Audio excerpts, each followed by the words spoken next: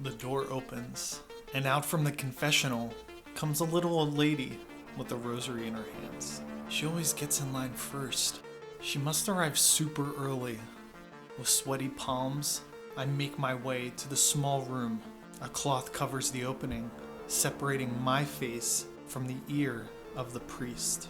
It was a time to expel all the sins that I had committed since the last time. I had to keep reminding myself that this was what God wanted.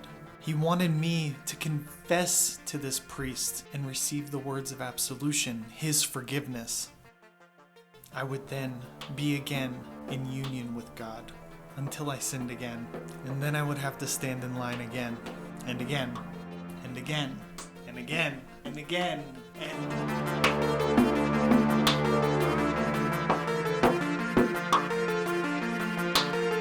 Confession is always something very difficult to explain to someone who's not Catholic, and in this video I don't specifically want to cover what confession is, what its purpose is. Maybe I'll do that in a different video. All I want to talk about is the experience of someone, a boy, an adolescent, who goes to confession to confess sins against purity. I have the unique perspective because I was an adolescent and then I became a young adult, and finally I was on the other side. I was the priest. So purity is not specifically meant to mean bodily purity. This is the Catholic perspective. It's more that your heart and your mind are pure. They're only for God. They're directed only to God. They have no direction to things of the earth. But included in that is bodily purity. And if you are impure, then that means that your heart is in things of the flesh. Unless you are completely ignorant of what the male genitalia is used for in a sexual sense, and I don't doubt that there are many adolescent boys who have no idea that are from my previous congregation, then you're going to partake of certain solitary actions with said genitalia. And as an adolescent, with all of the hormones, it's an experience that is so powerful. It releases so many endorphins, it feels good, and it does so much good for the body. So there's the situation. Many boys masturbate, even ones from my previous Catholic congregation. So in order to have that purity of heart and mind, that you're solely directed to God, you need to go to confession, because after you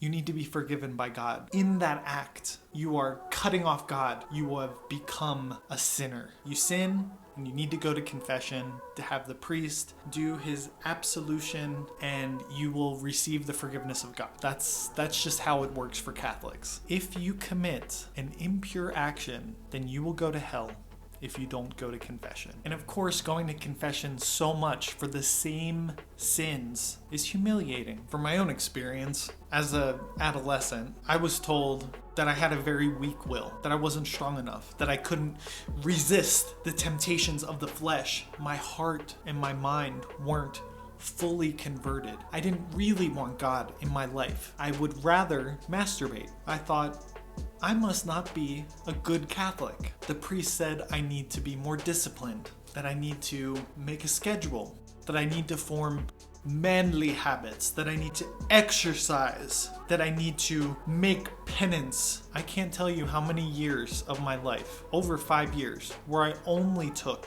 cold showers. And I did live in very cold parts of the United States. But I was told over and over again that I was too soft, and that being soft, being comfortable, was just allowing temptations of the flesh to come. And I couldn't resist it. I had to be on attack, ready to battle. I had to abuse myself as a preemptive attack on temptations against purity. Of course, afterwards, in this new chapter of my life, I realized that I wonder how many other people were going to the extent that I was. Who were the real men? And then finally, as a priest, I was on the other side of the confessional, and I heard all of these adolescents and men and fathers and priests committing the same sins that I had committed almost my whole adult life. And they were ashamed. They didn't want me to think of them differently. All of these men felt less than a man. They felt that they weren't acting with a strong will, that they were weak, that they were far from God. I saw them acting the same way that I had acted. And even though they did things that were objectively worse, in the eyes of Catholic men, purity was number one. Obviously, murder and that stuff. And it's simply because Catholic men are taught to obsess over purity. And it becomes an obstacle for them to be normal people, to live normal lives. They always have this guilt and this shame, and they just walk around with it. Of course, it's important to see the detrimental effects of overstimulation, of overuse, of looking at too much porn, or whatever the impure sin may be. It's important to see scientifically what effects that does in somebody, because there are bad side effects. Everything in moderation, right? Is that what the saying is?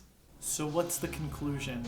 You end up with mentally unstable men who have all of these psychological problems and low self-esteem, but the root and the cause of that is something that they will never look at. They will never look at religion or the church or their priest or the teachings as the cause. Never. So I hope this adds a little bit more to our conversation of the male version of the purity culture. So I look forward to hearing all of your thoughts in the comments below, however mean they may be towards me.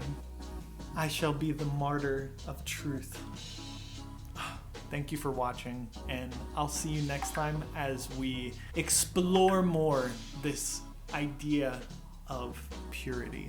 Catch you next time. And remember, stay pure.